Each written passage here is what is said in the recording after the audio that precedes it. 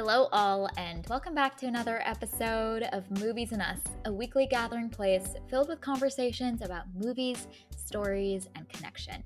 My name is Jennifer Hahn. And I'm Sarah Callan. And today we are continuing off of our previous episode onto The Souvenir Part 2. Sarah, do you want to kick us off with an IMDb summary for The Souvenir Part 2? Sure. In the aftermath of her tumultuous relationship, Julie begins to untangle her fraught love for him in making her graduation film, sorting fact from his elaborately constructed fiction. Oh, yes. He did a great job elaborately constructing that tapestry of lies and manipulation. It is a beautiful piece of work. You could hang that on a wall. He did. He put in some hard work. Mm-hmm. It's impressive what he was able to pull off. Yeah. All right, let's start off with our one-sentence summaries for Souvenir Part 2. Sarah, what was yours? Mine is a peek behind the filmmaking curtain. Yes. There's a lot of meta layers of stuff Yeah. in this film. My one-sentence summary is sometimes we just need to DIY and make our own souvenirs. Ah, nice. Yes. Okay. Well played. Well, you know, when I started watching The Souvenir Part 2, I just kept thinking about our last little bit and our previous conversation around how this really doesn't feel like a sequel. This feels like a continuation of the first half of a whole story. And so I am intrigued to hear your thoughts about The Souvenir Part 2 as we deepen and continue on this journey with our main character. In this first section, we won't spoil anything that happens in this movie, and then we'll include a spoiler and then have full reign. So, Sarah, thoughts on The Souvenir Part 2 at a high level? Did it work for you as well as the first one? Yeah, it worked for me. I think I am a sucker for movies about movies being made, and so I think a lot of those components was really interesting to me, and then seeing her making these movies as a way to also process through her grief and try to find answers and try to find the truth while making movies, I think was a really interesting choice. I think that there's in this a lot of cool cinematography as well, like we talked about in the last episode. And I appreciate that there's some moments of like real conflict between our characters, and I think that that was pretty interesting to navigate kind of as Julie is finding herself and learning who she is and how that colors her interactions with others. I think a lot of that was really interesting in exploring who this person is now that she is no longer with Antony. So yeah, on the whole, it worked for me. How about you?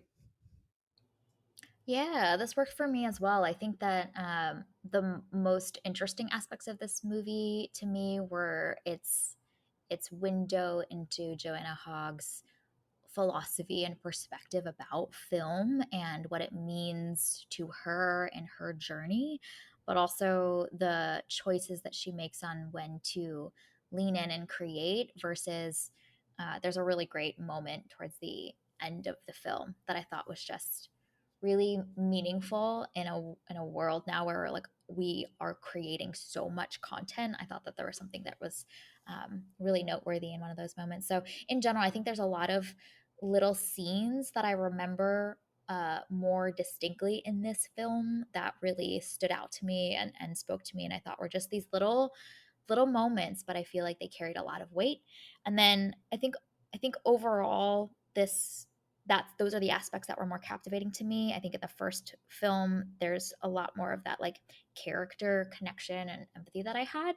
In this one, it almost feels like it zooms out a little bit to think about art and film as a medium, the creative process, all of that. So it kind of looks at the whole story from maybe a little bit of a higher altitude. There's still a lot of really great character moments, but I think in general this movie seems really interested in the way that our lived experiences affect and shape how we view our art and what that means to us, and then therefore what that means to the world. So there's just kind of like a deeper philosophical angle to this film that I found really captivating, and I thought was a really interesting follow up to the first film, which is so deeply character driven and so infused in like kind of these individuals' experiences. This one kind of feels like I'm envisioning a camera lens that just like zooms out a few frames, and we can see a little bit wider.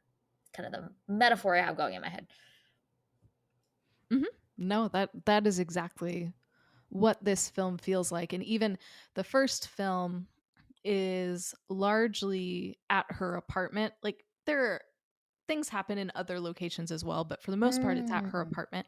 And I feel like in the second one, few scenes happen at her apartment, but most of the film is out in the world. So I do feel like you feel that expansion and this world widening a little bit as her world widens a bit. That's a really great point. We both like kind of metaphorically zoom out on the like subject material covered, but also physically are able to expand and move out a little bit more.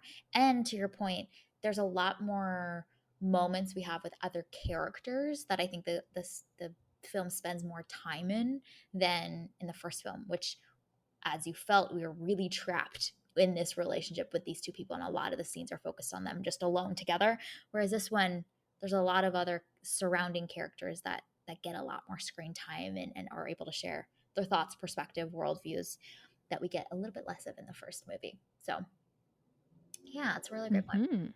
Yeah. No, she has friends, she has community, she's Yes, out and other doing stuff. creators. It was great. It's like, Mm-hmm. "Yes, you go, girl." Yeah, yeah.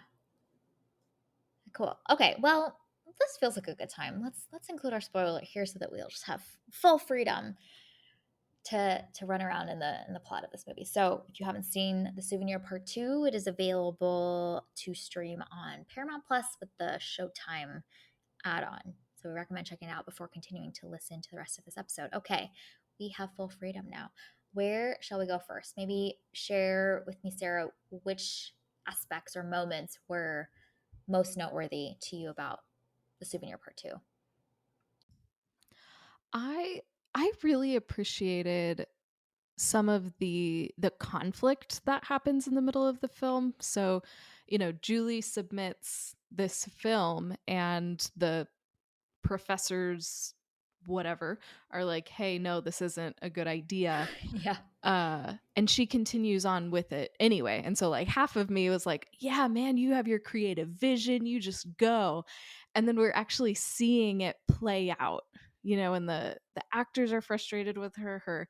Her DP is so frustrated because he doesn't have a shot list. They're not following the script. They don't know what's going on. And you see the kind of chaos that happens.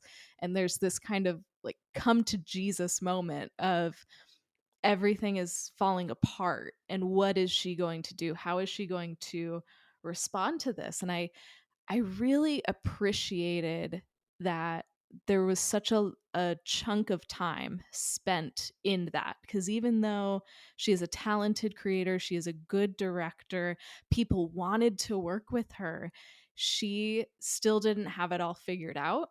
And so then to watch her progress and move on from that conflict, I thought was really interesting and a good kind of character building moment. Yeah.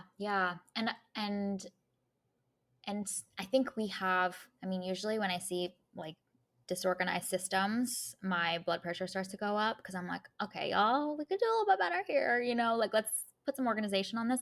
But I think that there's two aspects. One is that she's in school, and there's that aspect of like putting in the reps and learning from the chaos, and uh, the way that this is able to showcase like these are passionate creators, but they're also new and they're learning their craft and they're figuring it out, and these are part of the reps to when she gets to that more experienced phase of being a creator that we see later on, as she's older and is clearly finessing, like she knows how to work all of the different aspects of the studio and the filming process.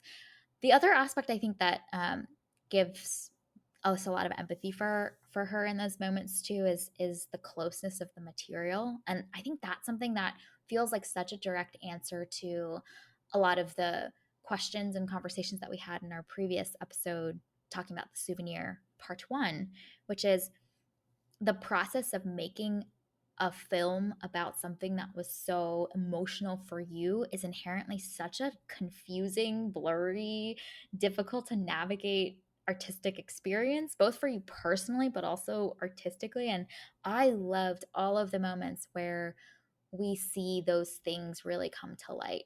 I think that the idea of like healing through our art is so attractive and appealing, and can sometimes be a little bit glorified, but it's freaking confusing, And there's that one of the moments that I particularly loved is the conversation she has with the actor who's playing Anthony. And I think he says to her, like, I don't know if you're mistaking your perception of him with the reality of him, and how I'm supposed to play this character. And she has a similar conversation with the actress who's playing herself.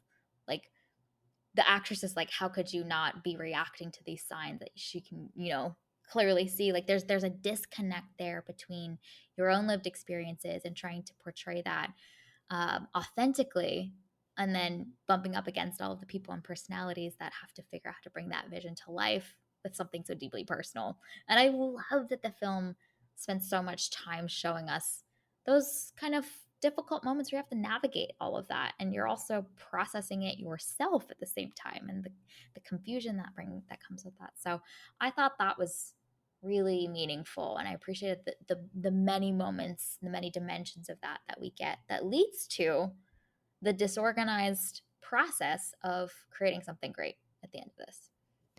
And those conversations made me really appreciate Joanna Hogg too, because this is based off of her life, especially the first one. And so understanding how hands off to a degree she was in the first one, and how uh, she allowed, for creativity to happen in the first one instead of trying to control everything, and then to see Julie, who is in the throes of processing through all of this emotion, trying to control it. I wrote down the conversation between her and the actress. At one point Julie says, no, that's not how she would do it, that's not how I did it. And so she wants to have this control over her story, and have it look exactly as it happened. And so then just contrasting that with what I know of Joanna Hogg's process of filming the first Souvenir is just an interesting meta comparison as well.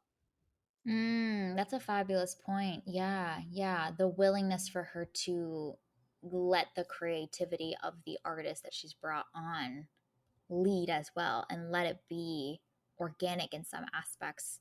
That's a huge trust exercise, especially when it's portrayed as semi autobiographical and this is your lived experience. There's a vulnerability around, like, this is the viewers and the audience and the industry are going to interpret your perspectives through this character. You know, the way that there's so much conversation around Meet the Fablemans on what does this say about Spielberg's relationship to his craft and his childhood and the perspectives that are formed. Like, everyone's going to kind of analyze it at a deeper level around what this says about you as a creator, and to give that so freely is a big trust exercise. That's a big trust fall. Yeah, yeah, and requires that security in who you are, and like we talked about Mhm. last time, like humility and wisdom and all of these things. And I I think it's so interesting how Joanna Hogg has made these movies, uh, and to make a movie about yourself, and to have that level of grace for your past self, but also showing your faults and your failures and the times that you didn't get it right as well. I think she strikes a really interesting balance between those two, and shows that her as a filmmaker has some perspective on her own past and what she has been through to be able to create something like this. It's pretty special, and I don't know that a lot of people have put in the work on themselves to be able to do something like this. Yeah, yeah, it is kind of insane. I think that there's other versions of this that are maybe more abstracted out. Like there's this the experience or the emotion or the perspectives that are ingrained in film, but it is loosely based off of themes or worldviews that the directors care a lot about. But to do it so close to home and so close to the source material, where the source material is your life, is a different level. You know, like there's, I'm sure, you know, all of the analysis of directors and the ways that the things that they create are reflective of things they were captivated by as a child or in different stages of their life. But to do this so explicitly is another level of vulnerability. Cannot imagine. Yeah, no. Mm-mm. Nope. No, thank you. Mm-mm. Mm-mm. Yeah. Yeah. Um, one of the other aspects while we're talking about like the portrayals of them on set, one of the things that I loved is one of the moments where she realizes that the lighting and the angle isn't what she wanted when she gets on set, Mhm. and there's the like frustration of the crew members around having to like completely rearrange the set, and they're bumping up against each other and whatnot. But I thought that that was such a great little moment of showing the creative process, but also the the the weight and the consequences in doing this in such a large group of human beings and the organization required to just create a film. You know, I think it's different to kind of change direction or course correct once you um, realize when it's you as an individual and there's a more tightly controlled environment to do that in. But the effect that those small changes in the angle of the shot or the set design on this entire group of people that the director is kind of the conductor of is really fascinating to see. And that dedication to her creative vision was really illuminating to see, because sometimes you don't realize that that shot looks off or isn't what you envisioned until you get there and you see it, you know, like that's happened to me so many times in the creative process. Like I can't plan for some of these moments where you have a totally different direction and idea in the moment. Um, but when creating a film, there's so much more, you know, organization that it takes, and you know, and especially in these like big studio films, the budget that you need to manage and all of that, that makes that creative, you know, organic process maybe just like a little bit different in nature than something that's a little bit more of a solo venture. Yeah, yeah, I love that, and I read that moment a little bit differently. I read that as such a character moment for Julie, because we haven't seen her really like standing up for herself a lot or even expressing her needs or wants. Especially the first movie is largely focused on Anthony and what he needs and he wants, and he is the driver of that whole relationship. And so I thought that that was such a good moment for her as a character, going, actually, no, this isn't what I want. I want something else.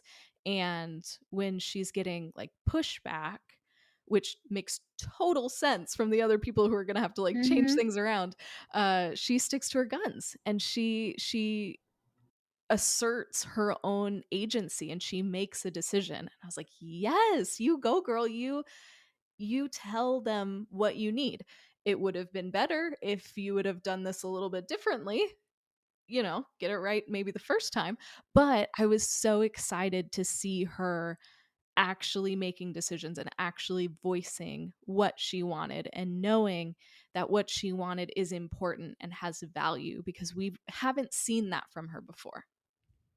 I love that you read that into a character moment. That is great. Yeah, because she's been so it's such an she's such an interesting character because she clearly has a lot of ideas and things for herself, but we see her Mhm. communicate them in such a timid way. Even in especially in the first movie where she's pitching her film idea, there's a shyness and a quietness about the way that she communicates it, where but the ideas are so fresh and unique and exciting, and she has convictions about things that she's passionate about. But yeah, that self-confidence to assert herself and assert her creative vision.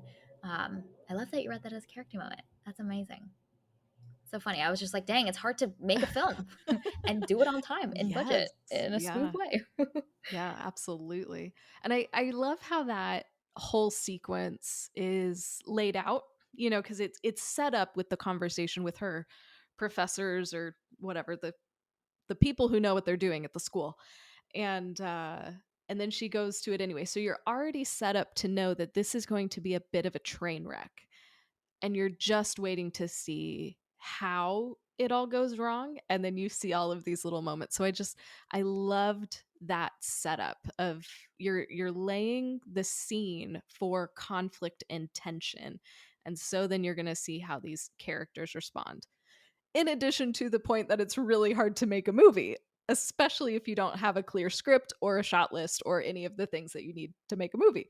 Uh, but I thought that that section was so strong and so brilliant on so many different levels. And when you're grieving the loss of the person that has meant the world to you, like Yeah, I my was like, goodness. half the time in this movie, I was like, I don't know how this person is functioning, let alone like figuring out how to corral and organize and create right now. But that's I think part of the thesis of the film is that that was cathartic for her, and it accompanied her and ushered in the healing that she needed. But half the time, I was like, man, there's just so much that this person is carrying right now, let alone having to figure out how to manage logistics. It's hard enough to do that Yeah. when you're like Yeah. fully whole. That's totally fair.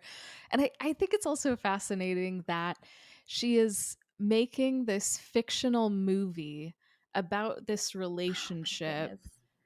in order to find some truth about who Antony was. So like even her methodology of trying to get to the truth is interesting to me. She doesn't make a documentary, but it is a piece of fiction that will hopefully lead to truth. And I think that in itself is also interesting. And I thought it was noteworthy that she pitched it as a fantasy, you Hmm. know, Yeah. because the first version of the film that she wanted to make for her thesis was something that was incredibly gritty and rooted in reality and um just there's so much realism and wanting to portray parts of society that she feels like from a privileged background she is not a part of but wants to be able to showcase, and she goes from that to fantasy but to portray something that was very real to her, and the way that that can heighten some of those experiences that she had to then achieve the catharsis that she reaches. So I just thought that was fascinating as well. It was validating because the first time that I watched the Souvenir, I felt like there was Yep. this fantastical aspect to it while also being so rooted in realism too. So it was like, Julie and I see eye to eye with you, girl. Yeah, no, you got it. You nailed it. Yeah, when she said that, I was like, "Oh my gosh, we talked about that in part Yeah, 1." yeah. But I was also thinking about how triggering it must be to see this person, this actor, like in the same clothes that this person wore and recreating these moments that you just lived. Like, I think it feels like the suggestion of the timeline of this is like immediately after the events of Souvenir Part One. I was like, this is really soon, Julie. Yeah. Wow. To Yeah. relive those moments in the same, recreate the apartment, uh, recreate the moments where you're dancing and he's got the scarf on his head, like all of those moments you're reliving so soon. I just was a little concerned for the time the girl might have needed before she dives into this. Yeah. Yeah, that was one of the questions that I had while watching this is where are we on the timeline? Hmm. Because at the at the beginning of the movie it does seem like oh it's immediately after, and then like her hair grows out like while they're working on the movie, so I'm like okay, like time has passed, it takes a minute for your hair to grow out from as short as it was to as long as it gets, but I struggled with like where are we in time, and then she has her 30th birthday at the end of the film, and so I'm like okay wait, you just had your 25th birthday in the first movie, so the second movie spans 5 years of time. How does that like I needed one of those little like timelines at the bottom of the film so I could just like know where we were throughout the whole movie because I was just confused as to where we were in time. Mm-hmm. But Hmm. that is not the point of the movie. You just got to go with it. But I was like, okay, can we get a date and a year, please? I'm just thinking back to you in A Quiet Place, part one or part two. I don't remember which Mm-hmm. one it was. And Part two. you're No, doing the it was mental part math. one. Yes. I was doing Yes. math. So please put some numbers on the screen. This is like the Just 90s like yes. video cameras that have the little like 1993 August 2nd. Yeah, I need time and date stamps, please. But if you do that, then I'm going to really focus on it because Yeah, it's so please numbers. don't. And so I'm Yeah. going to hyperfixate on those. Hmm. So it's Hmm. probably better that they didn't, but They considered it, I but had they knew questions. they were the Sarah Callan of the world, and they're like, we cannot Hmm. distract this person whose Yes. brain is wired to fixate on small Yes. things. They were like, okay, we can't give her more numbers. So you No. just get one number in each movie, and that's all you get. So Yes, have fun. because one of my favorite moments and one of my favorite characters, Patrick, will come to you and say, Sarah, what did you feel after watching this movie? Not that it was great, but what did you feel? And you're only responsible. These numbers were a little bit off based on the way that the hair grows and the pace that hair grows. Hmm. So Yeah. on a little bit of BS, but it's fine. It's fine. Okay, can we also talk about Patrick? Because he Oh my was gosh. my favorite, and I Sa- wanted so much more of him. Yes, I wanted to spend me time with too. him. Me too. And I think it's such an interesting choice because he is like the polar opposite from Julie in a lot of ways. He is um, so able to communicate his convictions. He's confident. He has commitment to his craft and his creativity. Like in a lot of ways, they two rubbing off on each other would be a beautiful thing because they have so many beautiful gifts that they can give to each other. But I loved that scene where he just storms off because he's so frustrated that no one can let themselves go enough watching the art that he's created to feel anything. Like it's a they're all analyzing with their intellectual parts of their brains so on to the point where he's like, I just what did you feel? And none of them can articulate in the room. I He also has great lines. So after Julie's terrible feedback, he's like, "Oh, that's marvelously generic." I was like, "Yes." He Yeah. is incredible because honestly their feedback was trash. Like especially if you're in film school, I would imagine that you watch a lot of film and so you learn how to critique it meaningfully. And nope, just marvelously generic feedback.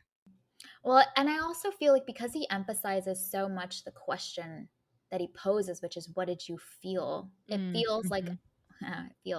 it feels like it's also a indictment of the like idea of being so caught up in the intellectual analysis that we lose our ability to just like give ourselves over to a story and get lost in it. You know what I mean? Like the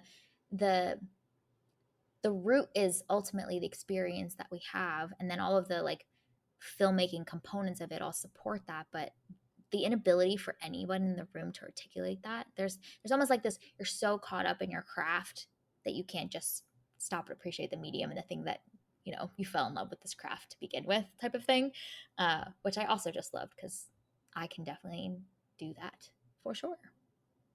Mm-hmm. Yeah, no, absolutely. And I one of his other lines that I absolutely love comes later.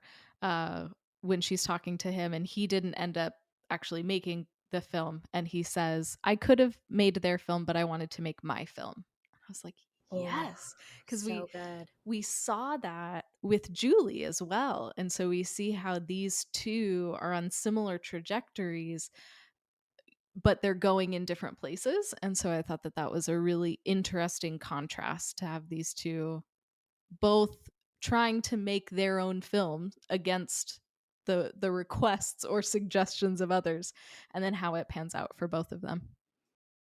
Mhm, mhm. Which it's just wild how that's still so relevant for right now too, you know, Yeah. around the we talk about this often, but that beautiful tension of art and commerce and needing the exposure and the backing and the budgets and resources of studios to get your things made, but how much you compromise on your creative vision in order to get there.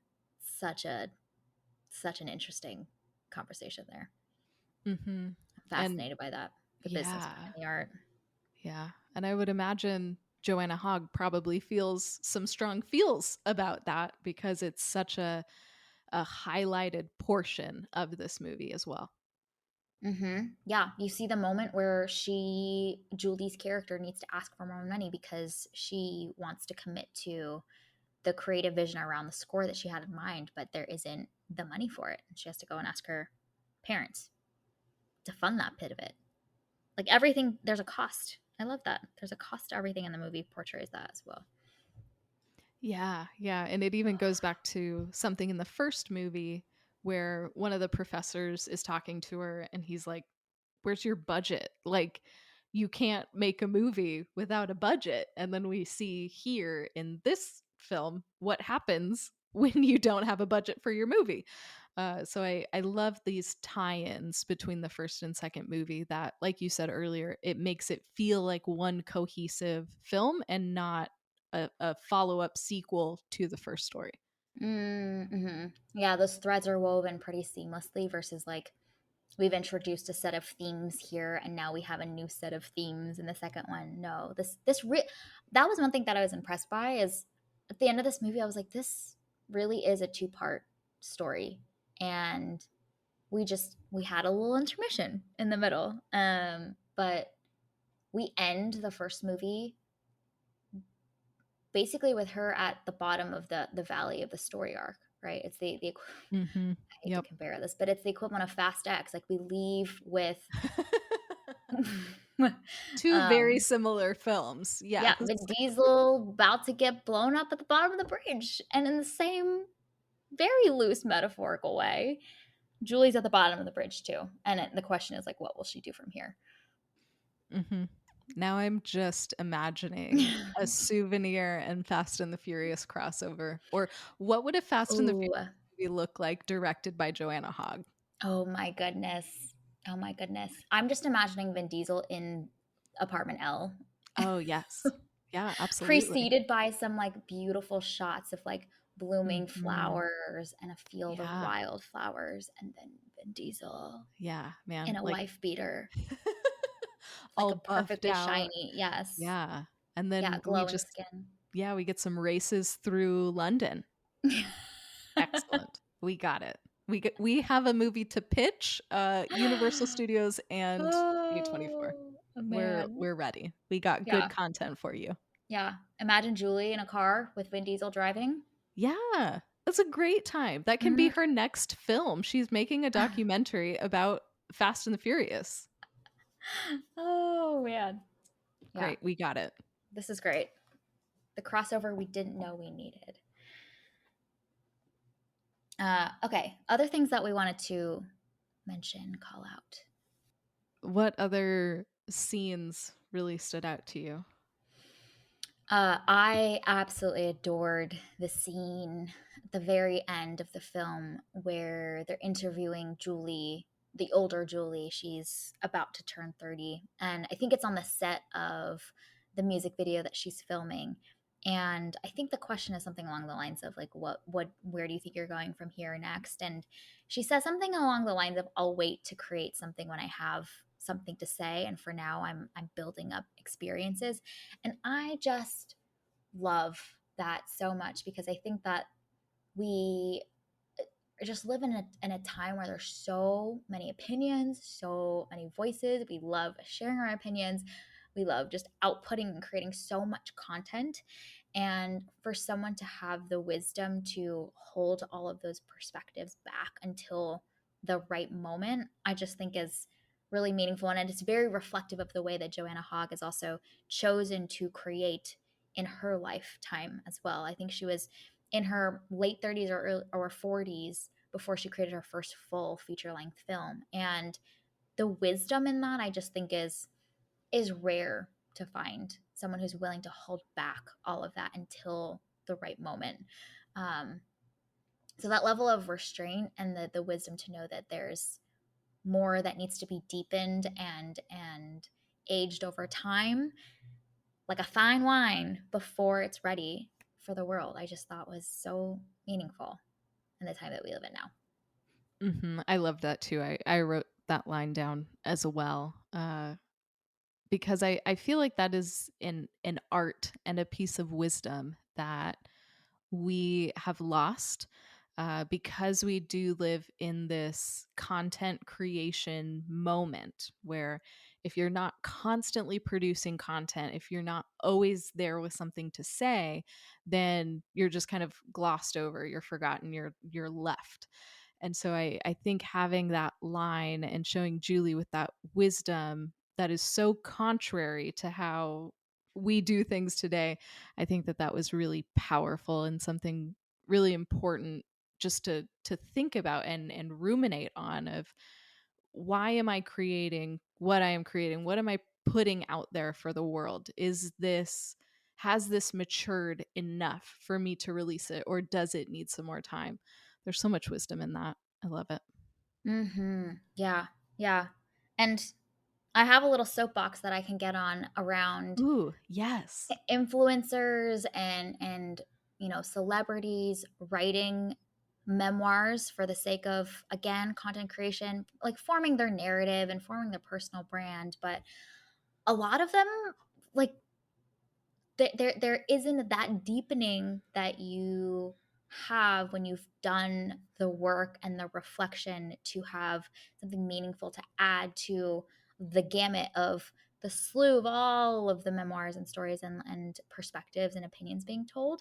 So I just think that sometimes we don't need to write a memoir if we're maybe like 32 and perhaps we need some more time and some more life to live before we're sharing all that perspective. I know, and this is the commerce side of it, because there is an aspect of being able to share your narrative and have people get to know you through writing these memoirs. But again, I just feel like there is something so wise about holding back until the right moment. We don't need to put our stories, all of our stories, out there all the time, unless we think that there's something that's really worthy that can be shared, or recognizing ourselves that there's more that needs to be uh, examined and uprooted and reflected upon before you want to put that out there. Like there's some things that you might change your perspective on around your own story that you will have to put out again. And so I just am thinking about all of the 30 somethings that already have memoirs. And I think that we could use some wisdom and judgment there. Oh, yeah, absolutely. I'm always fascinated when I see a 30-year-old with a memoir. Like, Mm-hmm. wow, like what? Let's chat about this. There's a pride in believing that, like, there is enough of your story Mhm. that you've lived through to put that out there in like a 250-page Yeah. book of words for people to read. Yeah, it's true. Yeah. But let's be like Julie. Let's store up our information and experiences until we have something else to say, you know? Mm-hmm. Because I Mm-hmm. also think there's something about how a story is told as well. Because sometimes you go through some things and you want to tell that story just like Julie. She wanted to tell the story, but she told it through this fiction fantasy thing. So I think there's even some value in letting that marinate for a bit while you go, hey, what is the best vehicle? What is the best method to tell this story? As opposed to just like, boop, I'm going to do it this way, when that might not be the best way to tell it. Yeah, that's a really good point too, which is the method of it being out in the world, because there is, I don't want this to be interpreted as like we shouldn't be telling our stories, because there's so much power in storytelling and we absolutely should. But what medium and what format, and has your own perspectives about things evolved and deepened enough that it is ready? I think there's just a lot of stories that are um, told without that same like thoughtfulness, and I just appreciate the thoughtfulness of her realizing that there's more that she wanted to allow to stew and to deepen over time, um, versus it being, maybe it was ready at that moment in time, but maybe it isn't yet. And the extra thoughtfulness around considering that is, I think, what's meaningful. Not necessarily maybe the timing, but the thoughtfulness to go that extra mile to think about it.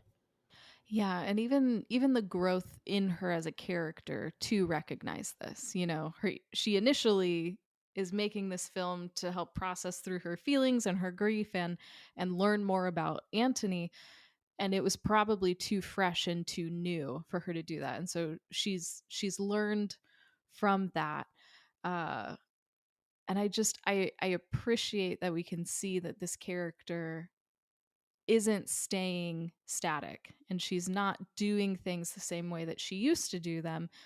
And she's also not wholly focused on that experience anymore. Obviously, that's still a big part of her life because it was such a traumatic experience so young, but that hasn't shaped her identity. And she knows that there will be other experiences that she will go through that are worthy of sharing, that are worthy of creating films about. And so I love that even that moment, it's so wise and it's so refreshing, but it also shows that this character is stepping into who she is as a person, and is no longer as consumed with the grief as she was at the start of the movie. Yeah, because even the way that she frames why she's wanting to wait to create something when she has something to say, is she follows it up with, for right now I'm living my life and building up experiences. Hmm. And through those experiences are when those perspectives and wisdom and meaningful musings to share with the world are able to connect with each other across experiences, or to be shaped by other people's experiences. Like, I think that it's not an idleness as well. Like, she is actively engaging with the world, engaging in herself, growing, and through that comes that when the time is ready for that thing that she wants to create and put out into the world. But in the meantime, like, there's something like really fun and exciting about that idea of like, for now I'm building up experiences, and all of those little individual pieces will come together in some way, in some mosaic, and when that's ready it will be ready. But now she's collecting the pieces. I just thought that was a really great way to frame it too. And then we see her actually living a life and Yeah. and having her friends over, and I also appreciated that this film ends kind of where the first one started, because she's having a party at her flat and she's surrounded with people and just having a good time. And so I thought that those parallel bookends were also really nice. Like, we've been through this whole journey, she's changed so much as a character, but we still get to see her enjoying life and enjoying being with people and enjoying creating with people. I thought that that was a really nice touch. Yeah. I just felt so much catharsis in that final scene of seeing her, just the way the actress plays the difference in countenance of Julie from the just 75% of the rest of the first movie, and for this one, and then just the light that she's just emanating and the confidence that you can palpably feel, as such a shift from the Julie that we've seen over the course of the rest of the previous movie, and then this one as well. It was just like, oh, we're just celebrating with her. I'm like, I just feel like I'm her friend at this party, just being like, wow, look at the person that you have. grown to be, and you can see the true healing that has happened for her. And that was such a high to end on. I expected this film honestly to end a little less positive than it actually did, and I was like Yeah. pleasantly grateful that it ended on Yeah. such a beautiful high. So that was really great. And it doesn't Surprising. feel like cheap or cheesy either. Because Yeah. I feel like we go on such a journey with this character that, like, of course, we're rooting for her, but we've also seen her put in the work. And so it feels earned, Hmm. and it feels like her stepping into who she is and stepping out of all of the baggage and the trauma and all of the things that she went through, and she's really stepping into who she is, and it just feels so good. It's wonderful.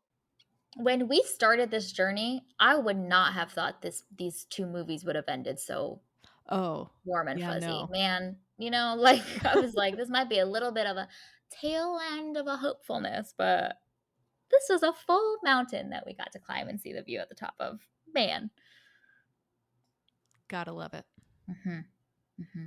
What did you think about the then next layer of meta commentary this film has around zooming out of her apartment, realizing that we're actually on set, and what I suppose to be the real life Joanna Hogg, or the representation of that, yelling cut, and this being then the filming of these two movies.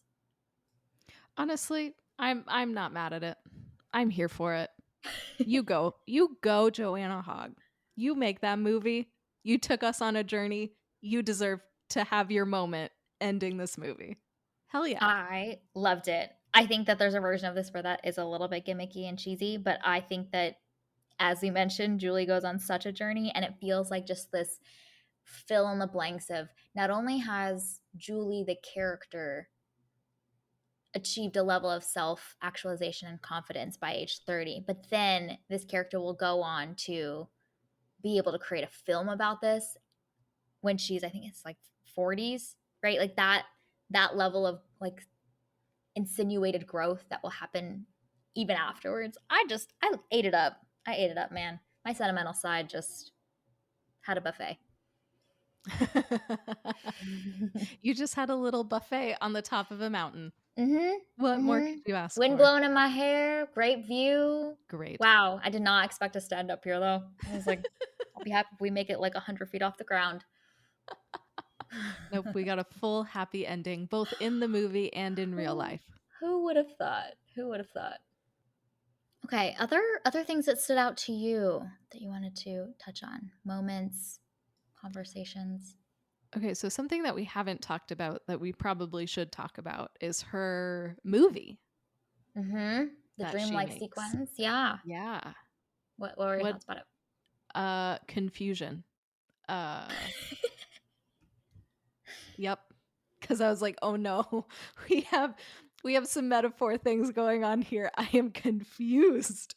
Uh because I presumably that's not the movie that was shown to the audience. So we don't get to see the actual movie that Julie made, but we get to see a metaphorical representation of the journey that Julie went on while creating the Yes. movie. And I was confused, but I went, "Okay, this is very well done." So, I'm just going to go along with it even though this is a little too much for me and I don't know what's going on here, but we're going to roll with it. I did too, which I usually love metaphors, but this was a lot. I had the same feeling that I had when we are in the shroom sequence of the worst person in the world that lasts for so long as in that movie. Do you remember that one? That Oh. whole trippy sequence. I'm like, all right, Yeah. some healing is happening. I just thought it was an efficient way for us to get us from Julie in the present to healed Julie, who has processed and emerged on the other side, like in just a nice efficient way for us to get there. But yeah, all the like visuals of being in the forest with this like beastly creature and then emerging and kind of running back out of it, all of that. Just a artsy fartsy way to show the healing process, I suppose. Yeah. What I did like about that though, even though I was confused, is how many different genres of film and even like eras of Yeah. film that showed. And so that just made me really appreciate again like the creative vision and the technical abilities to be able to pull something like that off and put so many very different types of film together in a montage and be able to communicate a singular idea through that. I think was quite impressive. Mm. I did have a thought at some point in there of like maybe this is one of the scenes in her final thesis project because she pitches it as a fantasy, you know? So I was like, perhaps this is a snippet and we start in the apartment and show some of the scenes that we saw her actually filming with her crew. But maybe there is maybe this was part of the film that was shown. I don't know. See, Gets I really had meta. It gets really started meta. thinking along those lines, but then Anthony shows up and I'm like, but he's dead. So Oh, that is this true. can't be actually what's shown unless she, before he died, filmed these sequences, because then I would have follow up questions if she planned that far in advance. So that's where I ended on purely metaphor because he Oh, couldn't that actually is true. be in the film. That is that makes sense. The rules of the world The rules of the world, need to be yes, sustained. unless he is a ghost, and then that just opens Mhm. a whole nother can of worms here. Or she planned this whole thing Yes. and this is actually now a murder mystery and we need a part 3 Absolutely. to Which figure out. honestly, Her dedication to her craft is very, very high, you know? Willingness to tell this tragic story you and see, make it Your real in Honor, real life. I had to make a movie.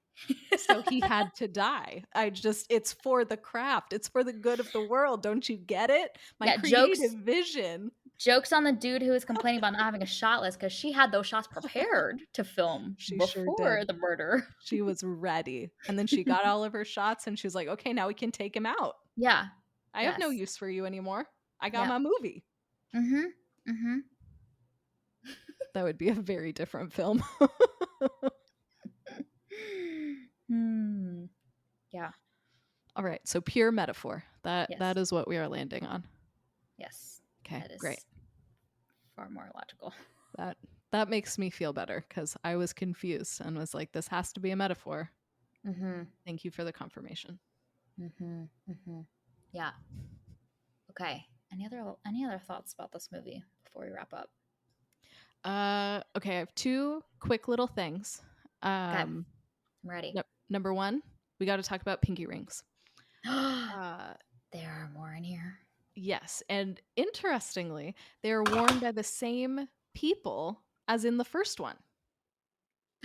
They are. Yeah, Who? We didn't talk about this in the previous one, we so did not. Nope, I did not do my due diligence in the last episode. So, I don't remember the character's name actually for either of these. So this is going to be fun to it's describe. okay. I don't remember a lot of the characters' names either. So the one of the professors at the film school, the one who is really like, hey, you cannot make this movie, he is wearing a pinky ring. The dude with the Good. shorter hair. Good. This holds up the theory then. Your repression of this female creator's ideas and her just artistic vision. Like she's in school. You know what I mean? Like let her make the movie. My gosh. Good. I'm glad this holds up the Amazing. theory. And so then the other person, he's not in either film a lot. Like he's only in a couple of shots in both of them. But in the first one, he is at the very beginning and he's playing a harmonica and he's wearing a pinky ring. Oh, yes. Yeah. I love that dude. He was Yeah. great. He was a good time. That's the kind of dude you So want at your party. Just good it's vibes. true. It's true. Okay, so So this I does not think support our theory. we need But a little like asterisk. with the theory in that, like, if you are a artist, then the rule doesn't always apply. Well, we don't know about this dude's life, That's true, we don't. you know? Maybe he killed Antony, which then I was wouldn't make him a villain, but it's still not great to murder people. It's about that my brain also went there, like maybe he's an accomplice in Julie's plans. Okay, so jury's still out on the dude playing harmonica, but Right. I also feel like, though, if you play the harmonica, can you be a villain? Like, I don't know. I feel like that is not an instrument that lends itself to villainry. Yeah, but see, Julie knew that. That's why she included that short little shot in her movie to be Oh, like, got let's it. do some brand marketing for you here that you are not this person. And this is the evidence we will show the So, jury. so the thought is that the harmonica balances out the pinky ring, and so then he's neutral, and we don't Yes. expect him to be the killer. Yes. Hmm. Exactly. Okay, this is Exactly. great. See, again, dude that was complaining about the shot list, she's got one because this shot made it in for all 5 seconds it's on screen, if that, you Yeah. know? Okay. Yeah, Excellent. I love this. This is so fun. this is this is amazing. But Uh, yeah, there's a theory there on like generally the harmonica playing people are very, very endearing humans. yeah. Like, I don't know. I feel like there's just something so joyful about a harmonica that, like, I don't know, man. I This is good information for me if I ever decide to need to take someone out. Let me just Yeah. learn some musical chords on the harmonica Mhm. beforehand to craft my Absolutely. image, craft my Yes. alibi. Yep. And make sure you have no pinky rings. Oh, this is true. Yeah. This is very true. Yep. Yes. Okay, so then my other quick shout out that I wanted to give Okay. is to Julie's mother. She has the most interesting way of speaking, and she uses these fun little phrases sometimes. And at the end of the film, she needs to use the restroom, and instead of saying "I need to use the restroom," she says, "I'm going to spend a penny." And I just loved that. It's adorable. That is very sweet. Oh my gosh. Yeah. I think she needs her whole movie. That woman is so Yes. interesting to me. You know, Yes. like the lifestyle that she leads, she's learning some pottery and she wants to fill her whole home with it. Um, Tilda Swinton just does an amazing job of communicating so much emotion without her face really even moving that much, but you can sense that there's so many things going on in her brain when she's like crafting her responses to some of Julie's questions. I love watching it. I love watching it. Like, more and more, I'm convinced that there is nothing that Tilda cannot do. Mm-hmm. Mm-hmm. And I love that. She's incredible. Yeah. Yeah. All right.